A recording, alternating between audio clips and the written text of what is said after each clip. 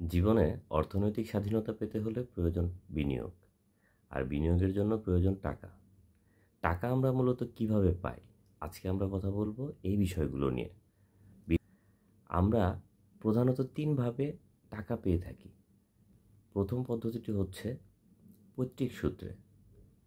আপনি আমি যে ফ্যামিলিতে জন্মগ্রহণ করেছি, আমাদের টাকার প্রাইমারি সোর্স হচ্ছে আমাদের বাবা মার যে টাকা আছে সেটা, মানে আমরা পৈতৃক সূত্রে যে টাকাটা পাই, যেটা আমাদের জন্মগতভাবে পাওয়া। তো সবাই তো এরকম সৌভাগ্যবান হতে পারে না, তবে যারা সৌভাগ্যবান আছেন, যারা পৈতৃক সূত্রে অনেক ধন সম্পদের মালিক হন, তারা এই সম্পদ ব্যবহার করে তাদের ভবিষ্যৎ জীবনে বিনিয়োগ করতে পারে। দ্বিতীয় যে মাধ্যমটি রয়েছে সেটি হচ্ছে বৈবাহিক সূত্রে। আমাদের মধ্যে অনেকেই দেখা যাচ্ছে গরিব পরিবারে জন্মগ্রহণ করে, ছেলে বা মেয়ে উভয়ই হতে পারে, কিন্তু যখন তার বিয়ের বয়স হয়, যখন সে বিয়ে করে, তখন একটি সম্ভ্রান্ত পরিবারে বা ধনী পরিবারে বিয়ে করার মাধ্যমে তার অর্থনৈতিক অবস্থানের পরিবর্তন ঘটতে পারে এবং সেই অর্থ সে পরবর্তীতে বিনিয়োগ করতে পারে।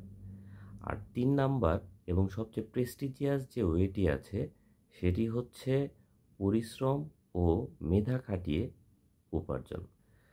আর এর মধ্যে প্রথমে রয়েছে চাকরি, এবং চাকরির সবচেয়ে আহ, সুন্দর বিষয়টি হচ্ছে এখানে আর্নিংটা অনেকটা সিকিউরড, এবং যেহেতু আর্নিংটা ফিক্সড, এর জন্য আপনি এই টাকাটা নিয়ে একটি পরিকল্পনা করতে পারেন যে আপনার এই ফিক্সড ইনকাম থেকে আপনি কিভাবে আপনার ফ্যামিলি এক্সপেন্স কভার করবেন, প্লাস একটা নির্দিষ্ট পরিমাণ অর্থ আপনি বিনিয়োগের জন্য আলাদা করতে পারবেন।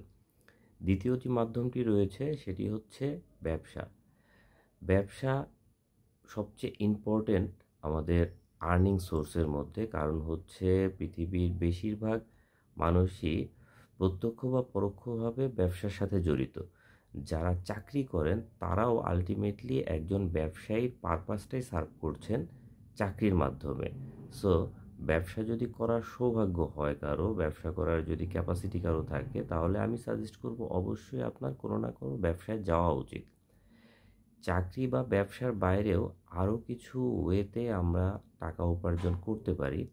এর মধ্যে একটি হচ্ছে আপনার মেধা খাটিয়ে নতুন কিছু উদ্ভাবনের মাধ্যমে। যেমন আপনি জানবেন, বর্তমানে বিশ্বে বহুল প্রচলিত যে সোশ্যাল মিডিয়া প্ল্যাটফর্ম ফেসবুক, এটা আবিষ্কার করেছিলেন মার্ক জুকারবার্গ, এবং তার এই আবিষ্কারের মাধ্যমে সে কিন্তু কোটি কোটি টাকা ইনকাম করছে শুধু তার এই অ্যাপটি এবং এই নেটওয়ার্কিং সিস্টেমটি তৈরির মাধ্যমে। সুতরাং আপনি যদি নিজে কোনো আপনার বুদ্ধি খাটিয়ে নিজে কোনো নতুন প্রযুক্তি উদ্ভাবন করতে পারেন, নতুন কোনো সিস্টেম ইমপ্লিমেন্ট করতে পারেন যার মাধ্যমে সাধারণ মানুষ উপকৃত হবে, তাহলে কিন্তু আপনি অনেক বড় একটি অ্যামাউন্ট টাকা কামাই করতে পারবেন, টাকা ইনকাম করতে পারবেন।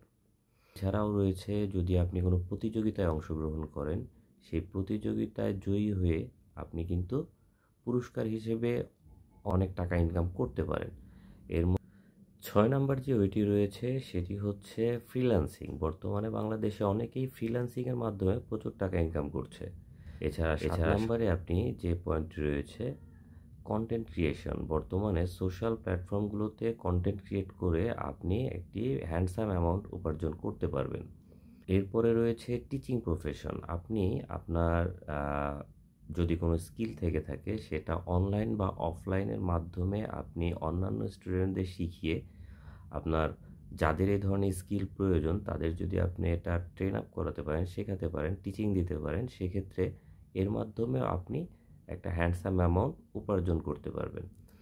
তো আসলে আমাদের সামনে উপার্জনের অনেক ধরনের রাস্তা রয়েছে। আমরা প্রত্যেকেই চেষ্টা করব পরিশ্রম করে নিজের টাইমটাকে প্রপারলি ব্যবহার করে অর্থ উপার্জন করার, এবং যে যত দ্রুত যত বেশি পরিমাণ মেধা খাটাতে পারবো তত বেশি পরিমাণ অর্থ আমরা উপার্জন করতে পারবো। আর যদি আমরা অর্থ উপার্জন করতে পারি, সেক্ষেত্রে আমরা প্ল্যান করতে পারবো কিভাবে বিনিয়োগ করা যায়। আপনি যদি অর্থ উপার্জন করতে না পারেন, আপনার মান্থলি এক্সপেন্স যদি আপনি কভার করতে না পারেন, তাহলে তো বিনিয়োগের পরিকল্পনা করা আপনার টোটালি ব্যর্থ হয়ে যাবে। আমার ফার্স্ট ভিডিওটা যদি আপনি দেখে থাকেন, তাহলে দেখবেন সেখানে অনেকেই কমেন্ট করেছে যে তার মান্থলি যে ইনকাম আছে, ইনকামের টাকা দিয়ে তার মান্থলি এক্সপেন্স কভার হচ্ছে না। তো এই প্রবলেমটা আসলে অনেকেরই আছে। তো সেই জন্য আপনার ইনকাম লেভেলটা আপনার সেই উচ্চতায় নিয়ে যেতে হবে। আর এই উচ্চতায় নিতে হলে আপনার স্কিল প্রপারলি ডেভেলপ করতে হবে, যেন আপনি একটা হ্যান্ডসাম অ্যামাউন্ট আর্নিং করতে পারেন, যা দিয়ে আপনার লাইফ এক্সপেন্স কভার হবে এবং আপনি রিইনভেস্ট করতে পারবেন। আপনি টাকাগুলো ইনভেস্ট করে আপনার অর্থনৈতিক স্বাধীনতা অর্জনের পথে আগাতে পারবেন।